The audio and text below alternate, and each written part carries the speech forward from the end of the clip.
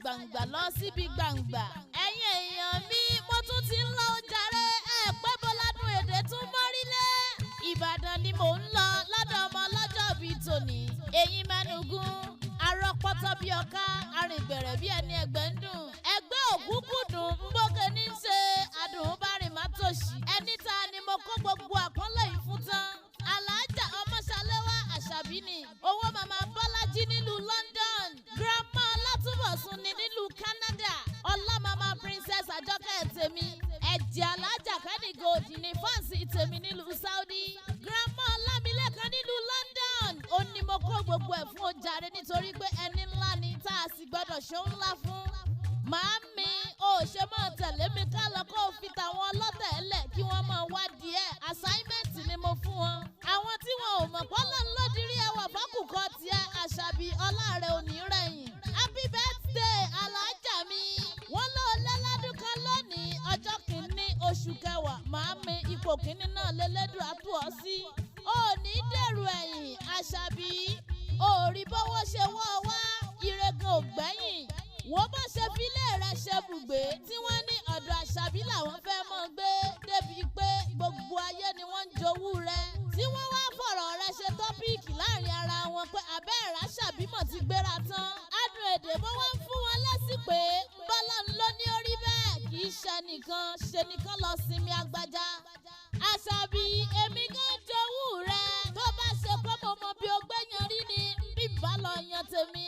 Mọ̀mísí Bọ́lájí iná owó tó ń jò nílé rẹ̀ yìí èṣù ò ní fomi pa màámi ò ní fojú sunkún ọmọ. Ẹ̀rín ayọ̀ tó ń rí yìí kò ní dẹkún fún ọ àìmọye ọdún ló ṣe lókè pẹ̀lú nínú owó ọlá àtàlàáfíà. Màámi gbogbo ohun tó ń rí tó ń dùn nínú kò ní dàrí banújẹ́ fún ọlọ́gun Ọlọ́run. Ó ní ròǹgbé sánú bí òṣè bí ọmọ ńlá òjàre ọmọ wọn nìbàdàn nílé Olúyọ̀lé. Ìlú Ògúnmọ́lá ọwọ́ kẹ́ńbẹ̀rẹ̀ bí ìjà. Ìlú ìbíkúnlé àṣeyọ̀wù bí Olódùmarè. Ọmọ àtẹ̀gbẹ́dẹ̀ karanfi karanfọ́rin mu.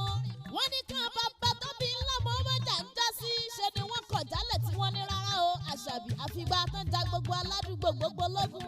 Mo wá ń bi wọ́n léèrè pé kí ni tó dé gan tẹ́ ẹ fi jà wọ́n lógun. Wọ́n nítorí pé àwọn la gbọ́ sásá ogun mọ́sà àwọn la gbọ́ yàyẹ ogun mọ́yà.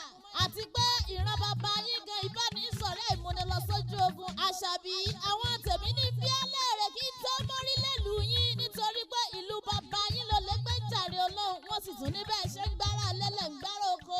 Wọ́n lẹ́lẹ́yẹlẹ́ lomi títẹ́rù tọmọ aláìpọ̀ ń mú ń bá ṣe jìrẹ́ lomi abumubuwẹ̀ nílùú bàbá tí. Mo kí ọ Àṣàbí ọmọ ológbòjò bàbá eégún ọmọ oníkẹ́ láyà ni. Bí bàtà ló bà ń lẹ́yìn jẹ́ tí wọ́n ní kẹ́lẹ́ yọ. Wọ́n ní kẹ́ tí yín òjò tó yà. Gànàkú ẹ̀yìn yín ò sì jọ tó sà. Ike àmúṣe yẹn ni kẹ́ tí yín nílé bàbá tó bí ń lọ́mọ. Ńlẹ́ òjàre ọmọ eléégún sékété wéré. Ọmọ Akìtì Olú.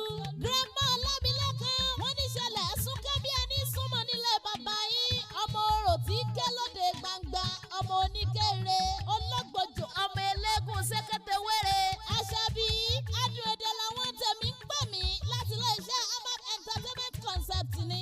Aláàjà Kẹ́ni Gold ló rán mi sí ọ̀fáǹtì tèmi nílùú Saudi Abẹ́ni tèmi. Èjì rẹ̀ ò yílà wíníwíní lójú orogún èjì wọ̀rọ̀ lójú ìyá ẹ̀. Ọ̀kan mbà bí méjì ló wọlé tọ̀ mí. Ọmọ wọn nìbàdàn nílé Olúyọ̀lé. Olówó orí tèmi ni adùn èdè. Ọmọ Fọkọjà. Ilé bàbá wọn náà ti ní wọn bá yẹ. Wọn bá kó àníkọ́ṣá àti wọ́wọ́ fún fọkọ̀kọ́rọ́ náà ni. Sàdédé ni mo rí kọ́ọ̀lù ẹ̀ láago 12 òru ọ̀làdùn èdè ṣó ti sùn ni mo lóorun ẹ̀. N ò gbọ́dọ̀ rí kọ́ọ̀lù olówó orí mi kí n mọ̀ tó gbé. Ọlọ́mọdé ń sùn níjọ́